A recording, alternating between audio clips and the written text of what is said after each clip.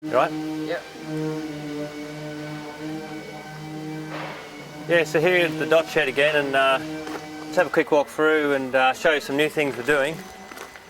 Got a few new tools the other day, which is pretty cool. This is a hydraulic shears, so it's a punch and also shears. So we can use that for punching holes in plate. Something like that, which is a bracket for the back of the trailer. We can punch, 12 mil hole straight through that. And also we can cut it off, come on this side. We can also just chop that straight off, so it's a set of shears. We might show you later on. So that's a really cool new machine. And this little lathe we've got, this is sort of Kaido's new toy, and he's been up here every afternoon just making all sorts of stuff, haven't you, mate? Yes, we did. Just playing about, starting his apprenticeship. So we'll walk through here. What are you up to, boys? Mucking around? No worries. All good? Boss back on Monday, eh? Yep. We'll be out then. Yeah. Yeah, Andrew's been away for a couple of weeks, so he'll be back on Monday.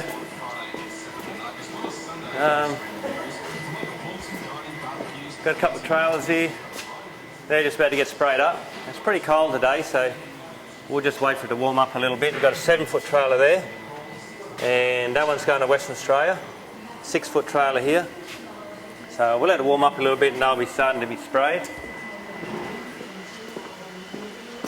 Go, mate. Craigie. Good. So this is a trailer. This is a .6 equip, and it's going to be going up to going over to New Zealand in next week. So we're going to drive it down to the docks at Botany and put on a container onto a ship. This is like the one we did for Dale Bennett up in Darwin. We've got the rhino rack on top, have our awning off the back here, also the awning off the side. It's got a little bit larger canopy, and yeah, it's just sort of coming together. So you see it's got a nice big canopy here, a little bit taller and more square than the original .1. This is another new thing we're doing as well. We're doing the Raptor lining right along the front of the drawbar as well. So the drawbar's copper fair hiding. It's such a good finish here, so we're going to start doing that, I think, on all the trailers. Yeah, so what are you up to, mate? Just running out the light in the top of the canopy there, so this one's got 2 because of the extra size of it. Yeah. Yeah, so not far from being done, eh? Stone guard on, she's not far off then. It's got a battery in here, has he? It's got the electric drive, just got to put the battery in.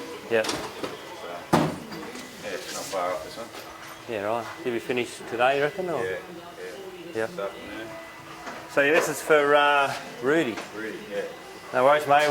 He's been very patient with us and very keen to see what's going on. So we've been sending him a lot of photos, and now you can see it, mate. So yeah, next week it'll be down the docks and on its way. So anyway, now the other day we showed you how we bought the block of land next door, and we're going to build a new factory there. So we've got the block now. We're doing some excavation, so we're going to have a look and show you where we're up to.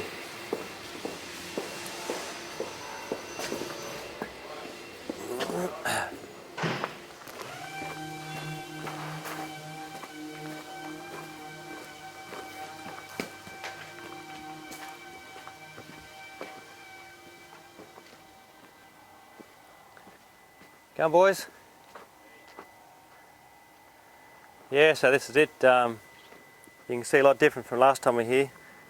There's a massive pile of dirt there, grass and trees everywhere. So yeah, we're getting there. We've cleared it all off, and we've cut all the drains in. There's a bit of a spoon drain here. This is the dot shed here behind us. That's where we've been, that's all the dot shed there. We're going to be car parking all along here, so we're going to bring that up a little bit with gravel. And over the back here, you can see we're just starting to lay the foundation for the shed. So bringing in a heap of fill, and that's it really. We're just sort of starting to get that all sorted, all the levels. Fair bit of work, run around with the laser and figuring out. Getting the levels right for a shed is a lot of work. So kind of have a closer look.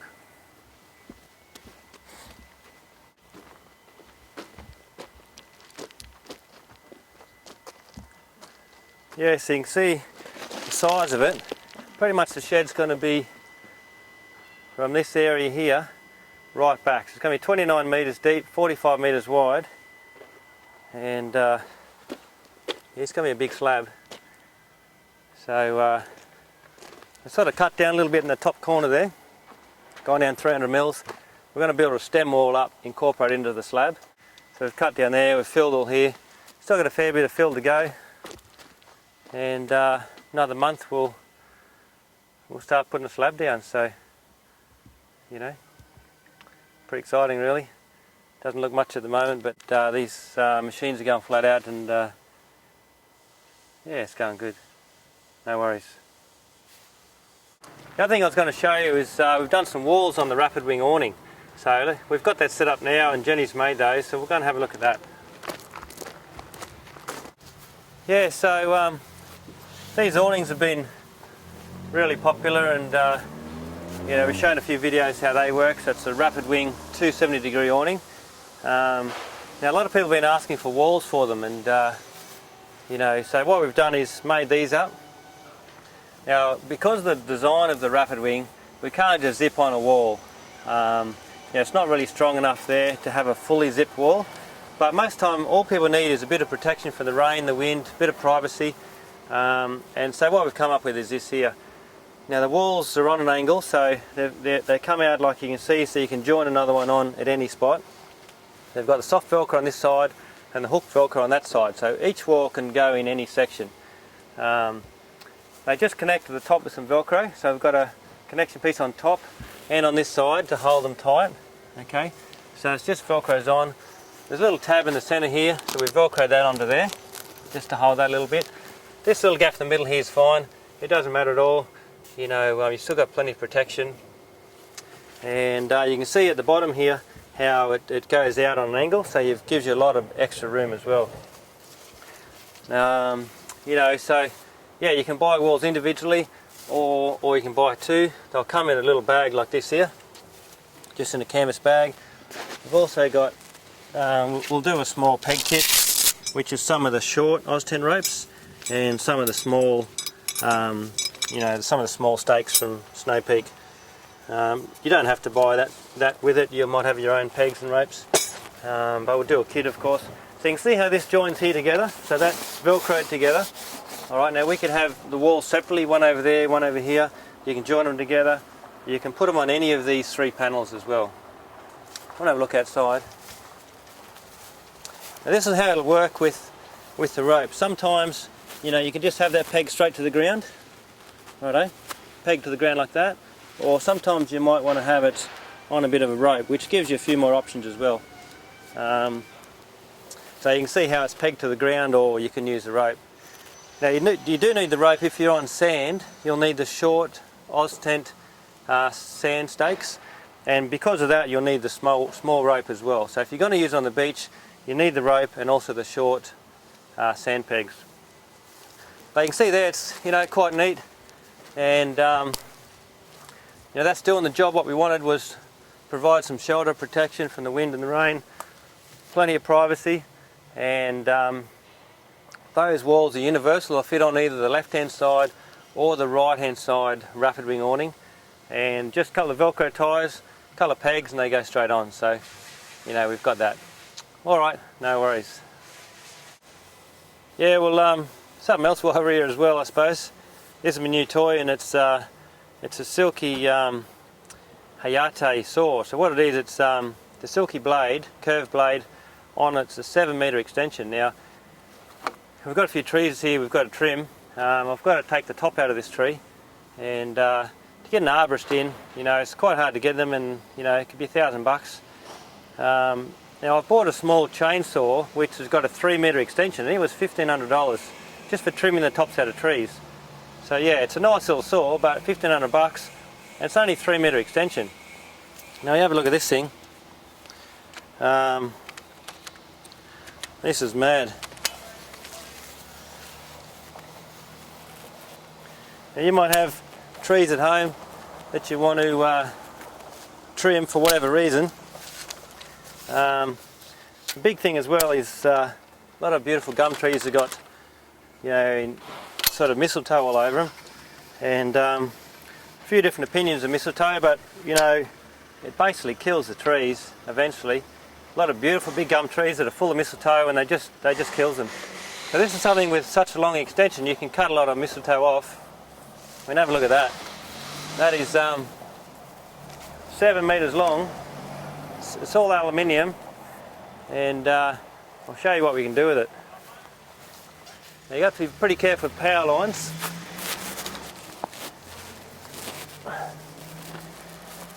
And you know, you need to be a little bit strong to use it. You couldn't just get your grandmother to use it. Look at that. So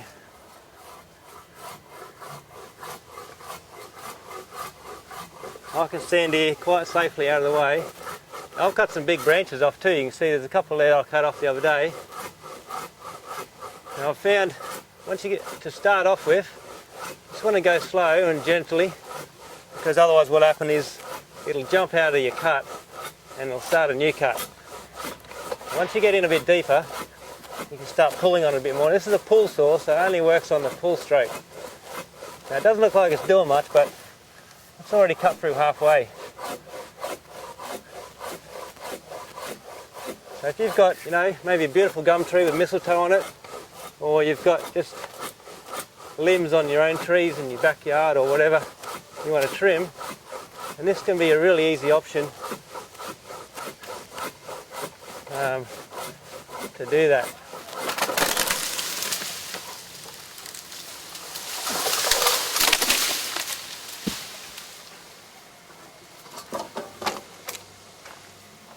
Yeah, so how's that? You got to get it out of the way a bit, probably quicker than that. That's the Silky Hayate. You know, there's nothing like it, and you know, that's a hell of a lot cheaper than buying an extension pole chainsaw, and it's got twice the reach. This has got a 7 metre reach on it as well. You know, if I stood on the roof of my truck, I'd get even another 2 metres. So we're just mucking around with it, testing it out, and I'll probably put these on the website as well soon. No worries. Yeah, look at that. So, you know, that was only, I don't know, 30 seconds or a minute. It's just easily cut through that, and once you get halfway through, pretty much it's going to break off, you know. So I'm going to take a lot more of those limbs out. You know, we've got to take pretty much the top of that tree right out, and most of those I'll be able to do with that Silky extension, particularly these big long ones out the outside. You know, get a high wind and they're going to break off and land on the car park, so that's something I can do myself, no worries. I'll show you something else. We've got always plenty of things to look at here. The rear bar of my truck's done. I'm going to quickly show that and how the jerry can bags fit in the back of it. Righto, let's go.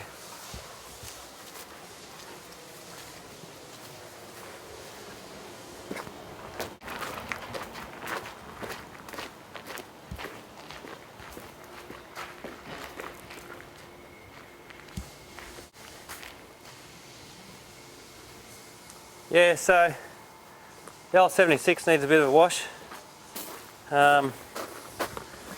That's the jerry can bags on the back here. So that's the PVC one, as you can see, and the canvas one. I've just got a little strap here at the moment. I've got to make something better up than that. But I can put lots of things in there. You know, this has been really good for me when we're travelling. You can see I've got a snatch strap in there at the moment. A lot easier and more accessible if I'm going forward driving. It's just right there. I've got a few straps and things. We've been using those lately, so it just makes it so much more accessible. And you know, this can be used for all sorts of things as well. There's something in there at the moment. Oh yeah, there's my airline. and a few bits and pieces. So, you know, if you're in a hurry and you're mucking around doing things, you can just chuck them in there and put them away later. Now this rear bar has been really nice. It took us a long time to get it right. I'll show you quickly how it works. So,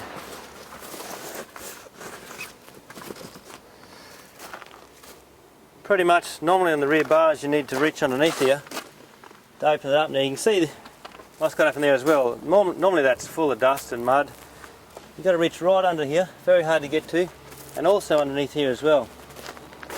This is a Canadian design, and bloke in Canada made it, and we got it sent over. But you watch this. Right, you just pull on that and you open it up. Right, it's on a little gas strut. So much more easy, you know, just to open it like that. Now the good thing as well is that there, this little mechanism here, and you can see the nylon block there, it closes onto this one. So there's nothing to hold this one closed except the first one. And that just swings open. So I don't know, you know, we're not making rear bars, and plenty of people are doing them, but I don't know why they're not doing them like that. It just seems such a sensible design, so much easier. We see bars here every day, and you know, they're just so hard to open in a lot of them. Got some nice big solid hinges here. I really like these too, the little side bars. You know, it gives really good protection on the outside there. It's got the ladder as well. That's really nice to be able to get up and down. And you know, so been really happy with that. And having, you know, the jerry can holder we made up ourselves, having it like that. I can take those out, put jerry cans in, of course, and you know, it just works really well. Alright, no worries, better go and get some work done. Thanks very much.